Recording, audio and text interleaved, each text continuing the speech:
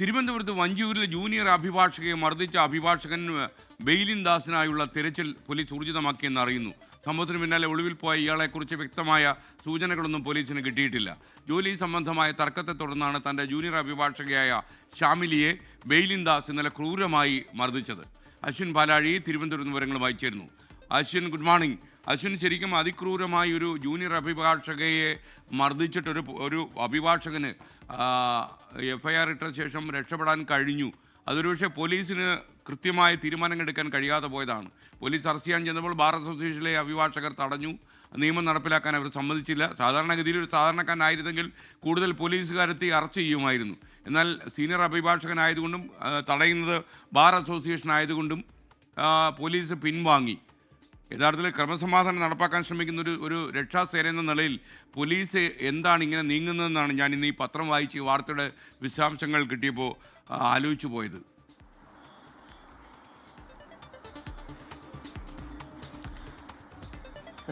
തീർച്ചയായിട്ടും ഇന്നലെ തലസ്ഥാന നഗരിയുടെ നഗരഹൃദയത്തിലാണ് ഉച്ചയ്ക്ക് 12:00 സംഭവം ഉണ്ടാകുന്നത്. അതിനുശേഷം ഈ പരാതി വഞ്ചിയൂർ പോലീസ് സ്റ്റേഷനിൽ എത്തിയപ്പോൾ തന്നെ ഇയാളെ കസ്റ്റഡിയിലെടുക്കാനുള്ള ശ്രമങ്ങൾ പോലീസ് നടത്തിയതാണ്. പക്ഷേ ബാർ അസോസിയേഷൻ്റെ ഭാരവാഹികളാണ് അറസ്റ്റ് ചെയ്യാനാവില്ല, കസ്റ്റഡിയിലെടുക്കാൻ കഴിയില്ല എന്നുള്ള നിലപാടെടുത്ത് ഈ കസ്റ്റഡി എടുക്കുന്ന നടപടികൾ പൂർണ്ണമായും തടഞ്ഞത്. പിന്നീട് കേസൊക്കെ രജിസ്റ്റർ ചെയ്ത് എത്തിയപ്പോഴേക്കും നാടുവിട്ട് എവിടേക്കോ ഈ അഡ്വക്കേറ്റ് ബെയിലിൻ ദാസ് പോവുകയും ചെയ്തു. ഇപ്പോഴും അയാൾക്ക് വേണ്ടിയുള്ള അന്വേഷണം തുടരുകയാണ്. FIR-ൽ സ്ത്രീകൾക്കെതിരായ അതിക്രമം ഉൾപ്പെടെ ജാമ്യമില്ലാ വകുപ്പുകൾ തന്നെയാണ് ചേർത്തിരിക്കുന്നത്. ഗുരുതരമായ വകുപ്പുകൾ ചേർത്തിട്ടുണ്ട്. പക്ഷേ എവിടെയാണ് ഇയാൾ എന്നുള്ള കാര്യത്തിൽ ഒരു വ്യക്തതയില്ല.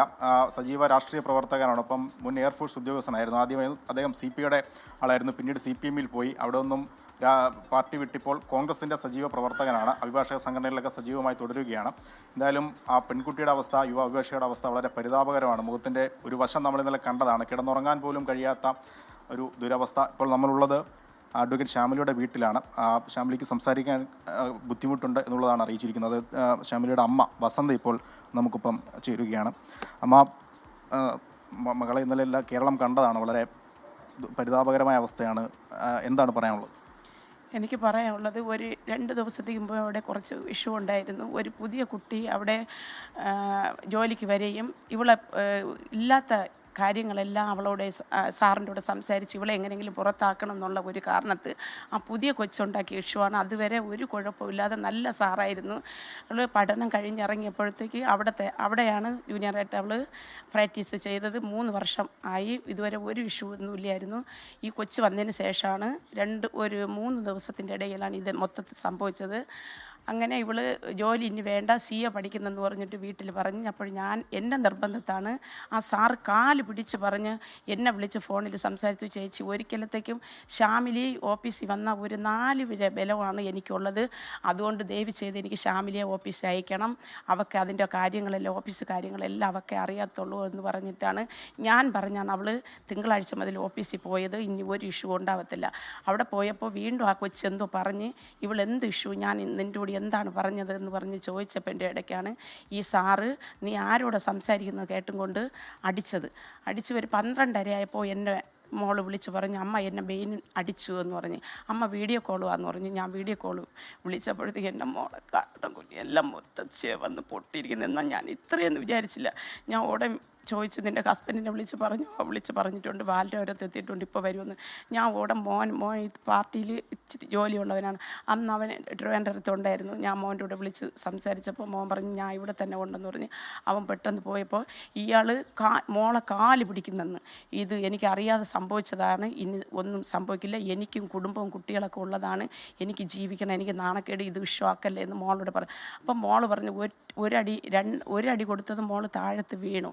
അവിടെ നിന്ന് ഇയാൾ ഓടാൻ വേണ്ടി നിന്നപ്പോൾ അവൾ പറഞ്ഞത് എൻ്റെ ഹസ്ബൻഡ് വന്നിട്ട് വീട്ടിൽ നിന്ന് എൻ്റെ ബന്ധുക്കൾ വന്നിട്ട് സാർ പോയാൽ മതി, സാർ പോകണ്ടെന്ന് പറഞ്ഞതിൻ്റെ ഇടയ്ക്കാണ് വീണ്ടും അടിച്ചിട്ട് ആ നിലത്തിട്ട് വീണ്ടും അടിച്ചത്. എന്നിട്ട് മോൻ പോയാണ് അവിടെ മൊത്തത്തിൽ ഇഷ്യൂ ഉണ്ടാക്കി ഇങ്ങനെ പ്രശ്നങ്ങളൊക്കെ ഉണ്ടാക്കിയത്. അയാൾ ഓടാൻ വേണ്ടിയിട്ട് നിന്ന് അവിടെ നിന്ന് അറസ്റ്റ് ചെയ്യാൻ വേണ്ടി മോൻ പോലീസിനെ വിളിച്ചിട്ട് അവിടുത്തെ ബാർ അസോസിയേഷൻ അവർ സമ്മതിച്ചില്ല. അങ്ങനെ അയാൾ രക്ഷപ്പെട്ടു. അയാൾ എന്ത് കാരണം വെച്ചാലും അയാളെ വെറുതെ വിടരുത്. അവൾ ഡെലിവറി കഴിഞ്ഞ് 3 മാസം തികഞ്ഞെൻ്റെ അന്ന് അവൾ വീണ്ടും ഓഫീസിൽ വർക്കിന് പോയതാണ്. ആ കുഞ്ഞിനെ ഞാനാണ് നോക്കണത്. ഇപ്പം ഡെലിവറി കഴിഞ്ഞിട്ട് 7 മാസം കഴിഞ്ഞില്ല, 6 മാസം പൂർത്തിയായതേ ഉള്ളൂ. അങ്ങനെയുള്ള കൊച്ചിനെയാണ് തല്ലിയത്. അവളെ അപ്പ വിദേശത്ത് പോയിട്ട് 23 വർഷമായി മോളെ പഠിപ്പിച്ചതും വളർത്തിയതും മൊത്തത്തിൽ ഞാനാണ്. സാർ ആരോടെങ്കിലും നാട്ടുകാരോട് ചോദിച്ചു നോക്കണം. എൻ്റെ നിലവിൽ ശ്യാമിലിയുടെ അവസ്ഥ എന്താണ്? ഇപ്പം മുഖത്തൊക്കെ നല്ല പാട്. ഇന്നലെ മുതൽ ഒരു വെള്ളം പോലും കുടിച്ചിട്ടില്ല. കുഞ്ഞിന് പാല് പോലും കൊടുക്കാൻ വയ്യാത്ത അവസ്ഥ. ഇന്നലെ മൊത്തത്തിൽ ഞാൻ രാത്രി തൊട്ട് ഞാനും മോനും കൂടെ കൊണ്ട് നടന്നു. കുഞ്ഞിനെ പാല് കൊടുക്കാനോ ഒന്ന് ദേഹം കഴുകാനോ ഒന്നിനും പറ്റുന്നില്ല. ഇപ്പം കണ്ടല്ലോ അവളെ അവസ്ഥ. അവൾക്കൊന്ന് സംസാരിക്കാൻ പോലും വയ്യ. അതാണ് മീഡിയയുടെ മുമ്പ് അവൾ വരാത്തത്. അതുകൊണ്ട് എന്ത് നടപടി അയാൾക്ക് വേണ്ടെന്ന ശിക്ഷ തന്നെ കൊടുക്കണം. അയാളെ ആ സമയത്ത് ഞാൻ കണ്ടിരുന്നിരുന്നെങ്കിൽ എൻ്റെ നില തന്നെ തെറ്റിപ്പോകുമായിരുന്നു. അതുകൊണ്ട് ദയവ് ചെയ്ത് 27 വയസ്സായ കുഞ്ഞാണ് അവൾ, ഒരു കൊച്ചു കുട്ടിയാണ്. അയാളെ മോളെ ഇങ്ങനെ അയാൾ തല്ലുമോ? അത്ര അയാളെ സ്നേഹിച്ചിരുന്നു. നമ്മൾ ഫാമിലിയായിട്ട് സ്നേഹിച്ചിരുന്നു. അയാൾ വേറെ ഒരു കുഴപ്പമൊന്നുമില്ലാത്ത ആൾ. പെട്ടെന്ന് ഉള്ള ദേഷ്യത്തിൽ ഇങ്ങനെ അടിക്കുകയല്ല വേണ്ടത്. പിന്നീട് എപ്പോഴെങ്കിലും അദ്ദേഹം ഈ സംഭവത്തിന് ശേഷം വിളിച്ചിരുന്നോ? എന്തെങ്കിലും ഒത്തുതീർപ്പ് ശ്രമങ്ങളോ ഒക്കെയായി? ഈ ഇന്നലത്തെ ഇഷ്യൂവിന് ശേഷം അല്ലല്ല വിളിച്ചിരുന്നില്ല. ഫാമിലി ആരെങ്കിലും? ഇല്ല, ആരും വിളിച്ചിട്ടില്ല. ഇപ്പോഴും ഒളിവിലാണ്. രാഷ്ട്രീയപരമായൊക്കെ സ്വാധീനമുള്ള ആൾ കൂടിയാണ്. അപ്പം പിടിക്കപ്പെടുമെന്നോ പിടിക്കപ്പെട്ടാൽ തന്നെ ശിക്ഷയൊക്കെ ഉറപ്പാക്കാമെന്ന് വിശ്വാസമുണ്ട്. എന്ത് സ്വാധീനമുണ്ടെങ്കിലും ഒരു കുഞ്ഞിനെ ഇങ്ങനെ അടിച്ചത് ഒരു മന്ത്രി ആയിക്കോട്ടെ ആരായിക്കോട്ടെ അവരൊക്കെ വേണ്ടെന്നുള്ള ശിക്ഷ തന്നെ കൊടുക്കണം. അത് മൊത്തത്തിൽ ഇന്നലെ കമൻറ്റ് വന്നതും അങ്ങനെയാണ്. അയാൾ ഒരു സഹോദരനോ ഹസ്ബൻഡോ ഉണ്ടെങ്കിൽ ഇന്നലെ അയാളെ തല്ലി കൊല്ലേണ്ടതാണ്. പക്ഷേ എൻ്റെ മോനും എൻ്റെ മരുമോനും അങ്ങനെ ചെയ്തില്ല. അവർ മാക്സിമം ഈ മോളെ ഇന്നലെ വീട്ടിൽ വന്ന് ഇത്തിരി ജനങ്ങൾ വീട്ടിൽ ഇന്നലെ വന്നിരുന്നു.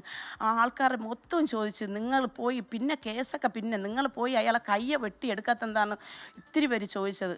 ഇപ്പം നിലവിൽ പോലീസിലാണ് പരാതിയുള്ളത്. ഇതല്ലാതെ കൂടുതൽ ഉന്നത തലങ്ങളിലേക്ക് പരാതിയുമായി പോകാൻ ആലോചനയുണ്ട്. പിടി കൊടുത്തില്ല എന്നുണ്ടെങ്കിൽ നമ്മുടെ ഏതറ്റം വരെ വേണമെങ്കിലും പോവും. ഈ കേസ് എന്തായാലും അയാളെ വെറുതെ തേച്ച് മാച്ച് മറ്റുള്ളവരെ പോലെ വിടാൻ ഇനി ഒരു കുഞ്ഞിന് സംഭവിക്കരുത്.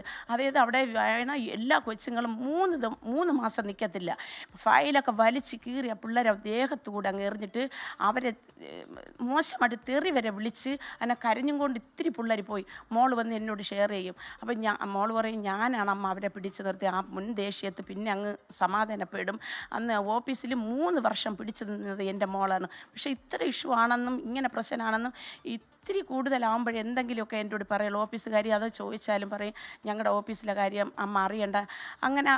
അങ്ങനെ ഒന്നും പറയത്തില്ല. അവൾ അങ്ങനെ ഒരുപാടൊന്നും പറയത്തില്ല. അതുപോട്ട് വേറെ ഒരു പ്രശ്നത്തിനോ വഴക്കിനോ അവൾ പോകത്തില്ല. ഇവിടെ ആരോട് ചോദിച്ചാലും അറിയാൻ പറ്റും എൻ്റെ മോളെക്കുറിച്ച്. ആരോട് ചോദിച്ചാലും ഇന്ന് വരെ ഒരു മോശം ഇന്ന് വരെ തെറ്റ് ചെയ്തിട്ടില്ല. അവളെ കോളേജിലായാലും അവൾ സ്കൂളിലായാലും.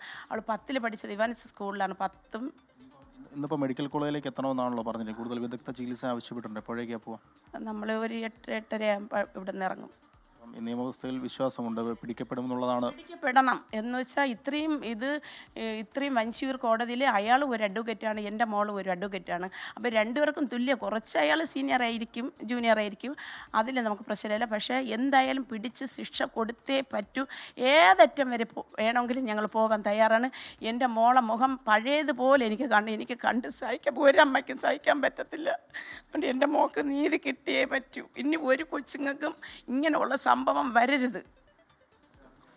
എന്തായാലും ഇതാണ് നമ്മൾ രാവിലെ ശ്യാമിലോട് പേഴ്സണലായി സംസാരിച്ചിരുന്നു. നമുക്ക് കണ്ടു നിൽക്കാൻ പറ്റാത്തൊരവസ്ഥയിലാണ് ആ കുട്ടിയുടെ മുഖമുള്ളത്. എന്തായാലും ഇനിയിപ്പോൾ നിയമ നടപടികളുമായി ശക്തമായി തന്നെ മുന്നോട്ട് പോകും എന്നുള്ളതാണ് പറയുന്നത്. ഇയാളെ ബെയിലിൻദാസിനെ പിടികൂടുന്നതുവരെ ഇതിനൊപ്പം ശക്തമായി ഉണ്ടാകുമെന്നും കുടുംബം ഉറപ്പ് പറയുകയാണ്. ഇന്ന് മെഡിക്കൽ കോളേജിൽ വിദഗ്ധ ചികിത്സയ്ക്കായി പോകാനുള്ള തയ്യാറെടുപ്പിലാണ് SKNE കുടുംബം.